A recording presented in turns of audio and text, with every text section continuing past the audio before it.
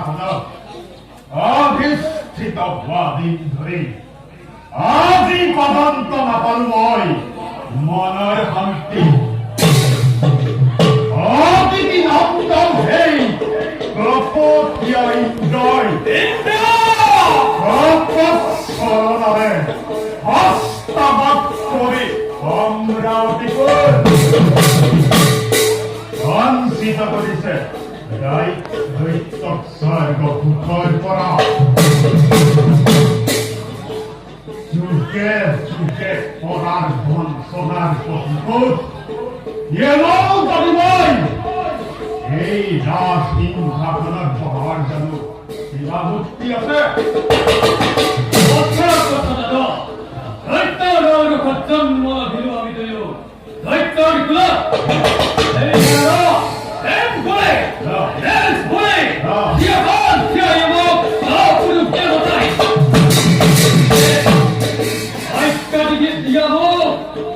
আক্ৰমণ কৰি অমৰাবতী ধ্বংস কৰি লাগিব দানৱৰ ভৌততি কিমান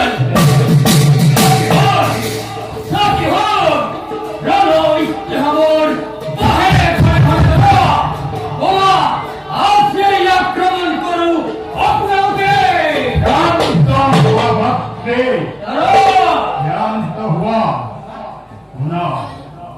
বিনা প্রস্তুতিরে যদি করবি সর্বর আক্রমণ পর্যায় মিলিব আমার ভাগ্য।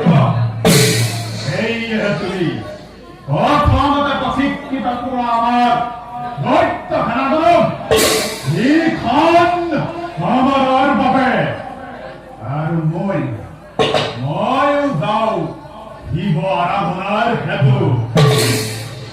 কঠোৰ তপস্যাৰে মহাদেৱ সন্তুষ্ট কৰি লাভ কৰিলও মই মনোমতবাদ।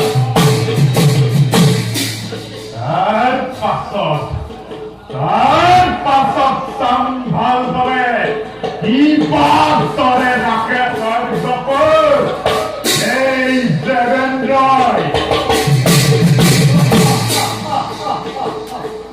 মহাপ্ৰলয়ৰ সৃষ্টি কৰি অমৰাৱতীপুৰে খেতি পুঠাম দৈত্যাক মই তাৰ ভিতৰে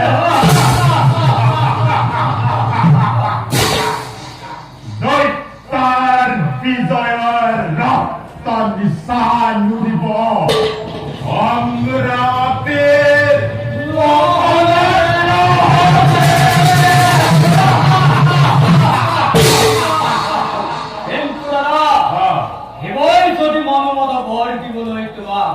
অস্বীকাৰ কৰে এতিয়া তুমি কি কৰিবা দাদা?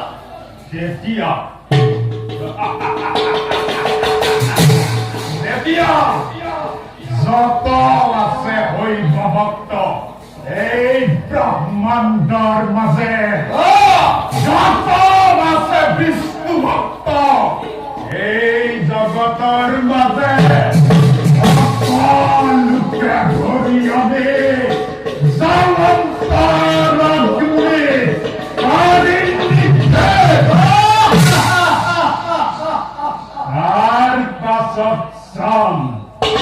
মহাদেৱে মোক মনোমতবাদ প্ৰদান কৰে নে নকৰে? অতি উত্তম দাদা, কিন্তু তুমি প্ৰথমতে অন্যায় আশ্ৰয় লবা। জানো আমি ভালদৰে ভক্তি কৰিলে তুষ্ট হয় সেই ধৰ্ম